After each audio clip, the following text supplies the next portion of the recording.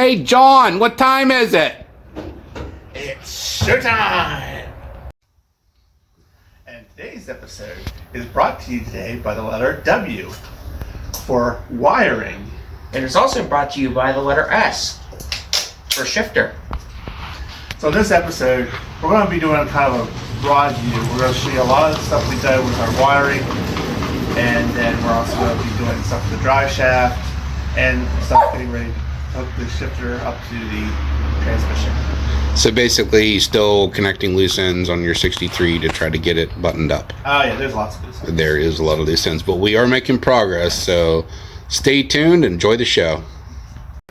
So, continuing on the 63 and the whole transmission stuff. Now that the cooler lines are installed and everything, I got the trans tunnel out, and originally this was a four-wheel drive stick truck. So I'm making it a two-wheel drive automatic, so I need to cover these two holes up, so I ain't going to be using them. So I cut out a real generic patch. I want to patch both holes at one time. We'll get that here, then I'll get the desk wheel out and I'll cut out the patch.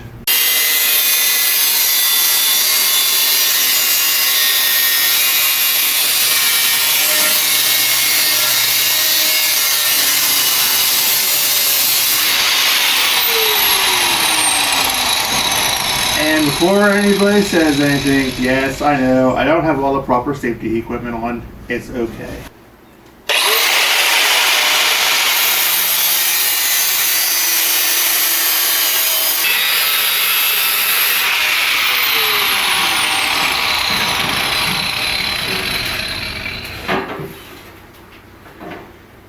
Go, one patch.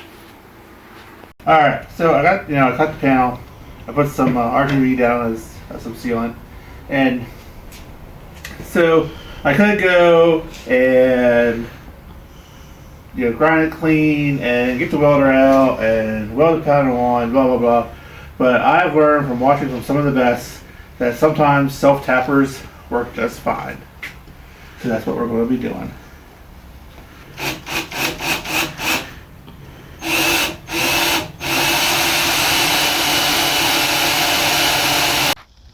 So now the panel is all done, it's on with self-tapping. I cleaned off the inside of it here.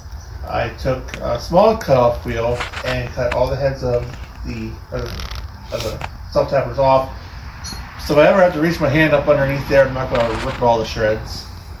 Cleaned it, and now I'm putting on a coat of rust killer. As this dries, then I'll be cleaning the floor in the cab of the truck. So when it's dry, I'm ready to install it. Would you like to give that thing a little twirl for our viewers so they can see the patch panel that you put on? Ooh la la. Special. Well, it'll work. It'll work. Alright, so now the trans tunnel is in. It's all ready to go. Holding it in place. This will eventually be sealed with heat tape, and then the sticky floor stuff and everything will go on it, so it will be sealed up.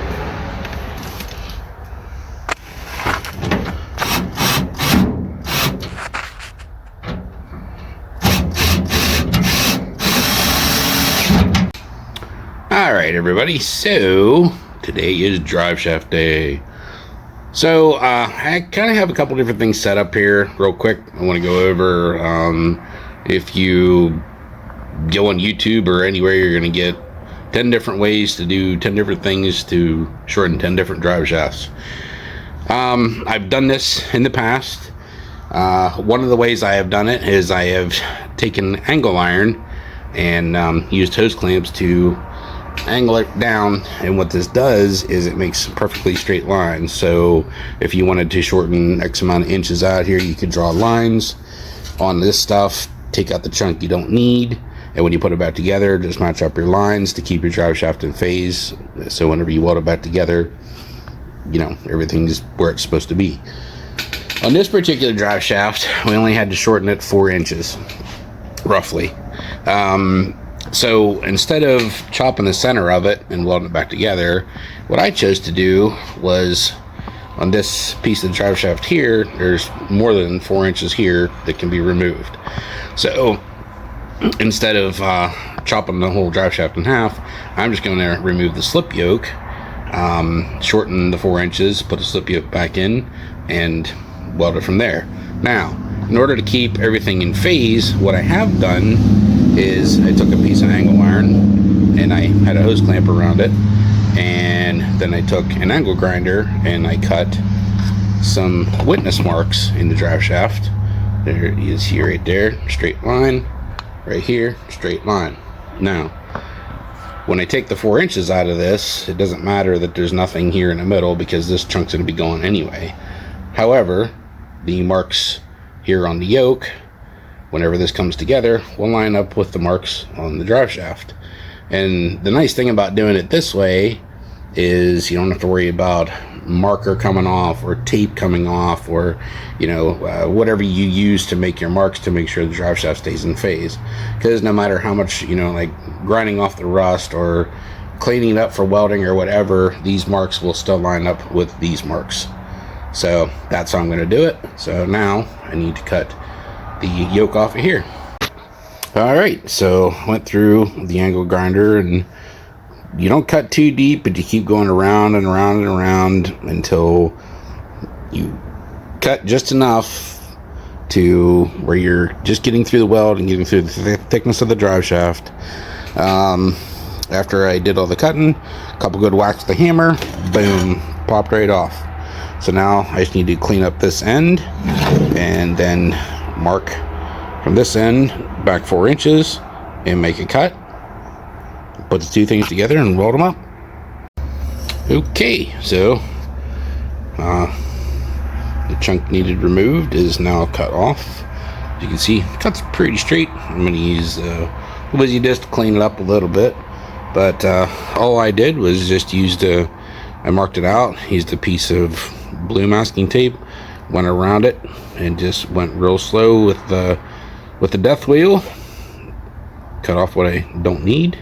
There's plenty of meat in here for the yoke to slip into. Once I get it cleaned up, then we should be in good shape. Alright, so I got the yoke cleaned up. I have it driven back into the drive shaft, and as you can see, the witness marks that I made in the beginning are lining up to make sure that everything is still in phase. So I'm going to do a quick test run. As long as everything is good for length, then I'm going to weld it. Alright, now we got the yoke welded back into the drive shaft. As you can see from my welds, Stevie Wonder stopped by to help. But that's alright. Taking the flap wheel to it and cleaning them up some. It'll be beautiful whenever it's done. And it'll be plenty strong, so no need to worry. Okay, so now that the drive shaft has been sanded down and painted, the yoke at the front, or not the yoke, but I'm sorry, the universal joint was kind of getting to the point where it was wore out, so we're going to take this opportunity to put a new one in there before we put it back in the truck. Okay, so there's half of the new U-joint in there. Now it's time to put it on the yoke. And there we go. The other half of the U-joint's in there. It's ready to go in the truck. Alright, now that we have the new U-joint in and drive shaft's all painted up, now we're going to put it in the transmission, and then we're going to put the back half of it and the pinion on the diff. So before I put the slip yoke end in the trans, I'm going to put just a skim of transmission fluid on the yoke. Now we're just going to take this, slide it back, and then slide it onto the transmission.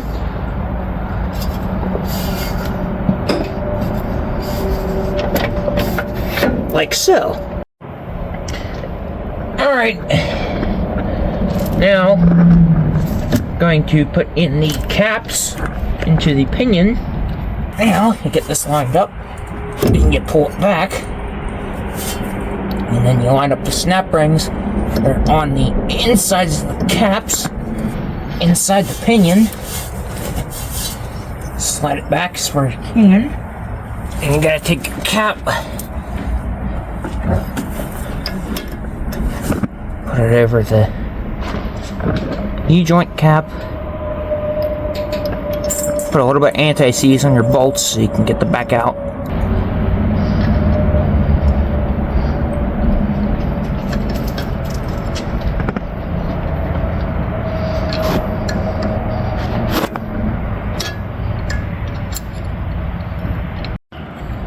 Alright, after some thread cleaning, bolts are in there, and that means that the drive shaft is now done.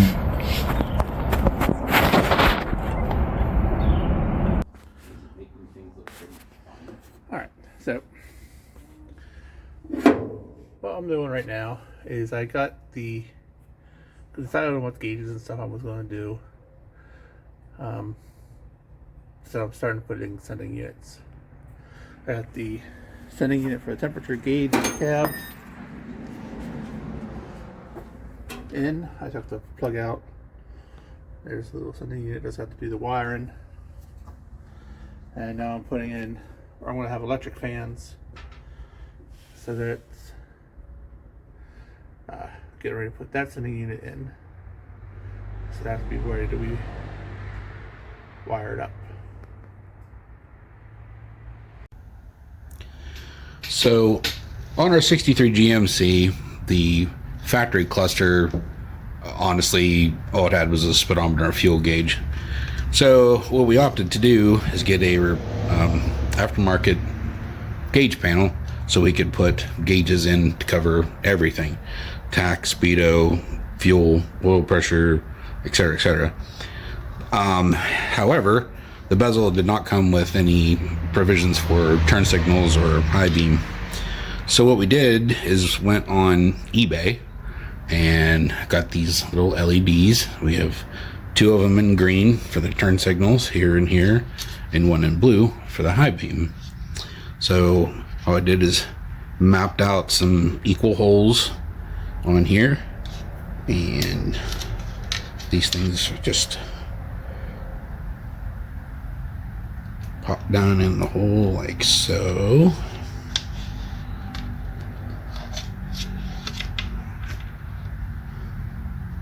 And just snap into the plastic. And there you have it. Now it's time to put the gauges in.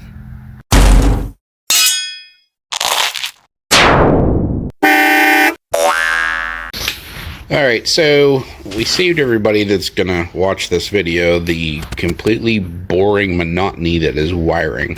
However, off camera, what we've done is all these gauges, we have linked all of the grounds together throughout the whole cluster.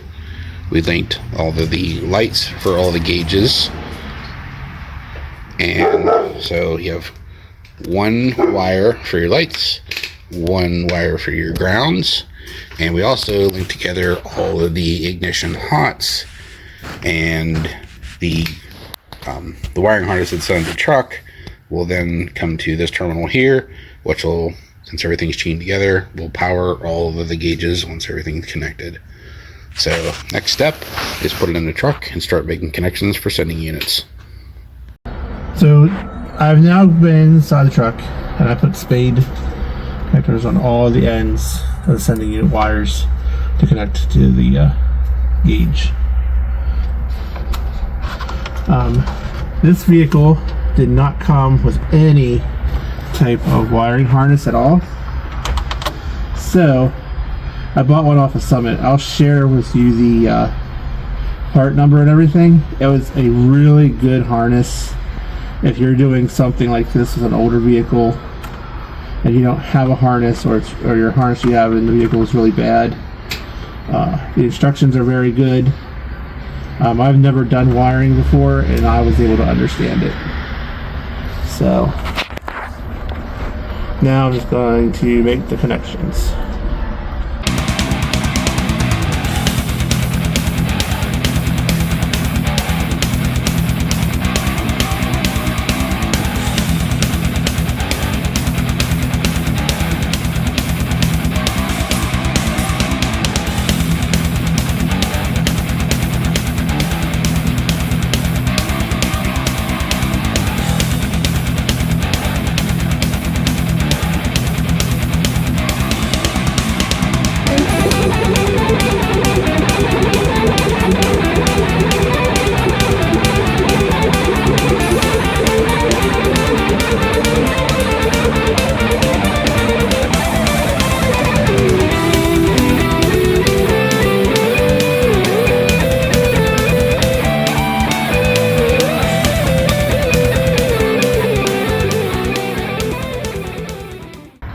The only thing not wired up to this yet is the power for the lights.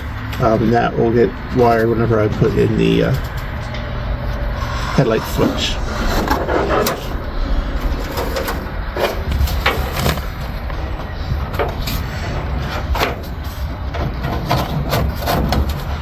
And there we go. How Not bad is too it? shabby. Looks like a race car now. Well, a couple screws and we're good to go. Now we're going to put on linkage for the B&M shifter. To do that, we got to take off this factory armature.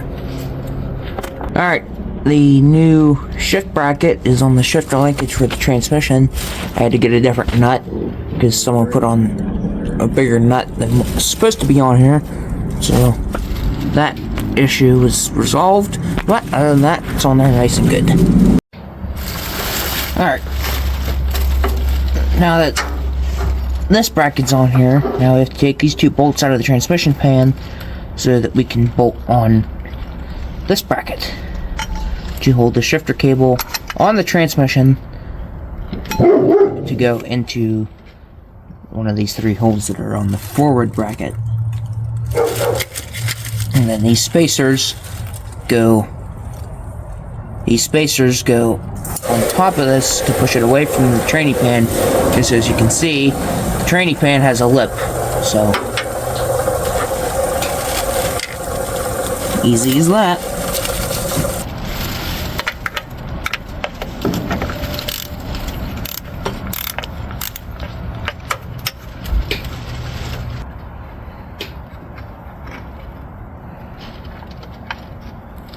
Alright. Now that the bolts are out, I'm gonna have to find longer ones so we can go through that bracket and the spacer because they're pretty short. So, I'll be back in a moment. Alright, back in business. I had to find some bolts because we got this bracket separately from our shifter. Because we got our shifter off eBay. So, I had the bracket here and I had to cut a little bit off of here because of the sensor that we have in the back of the pan for the trans temp. So, we'll bolt up something like that with the spacers, and then should be good.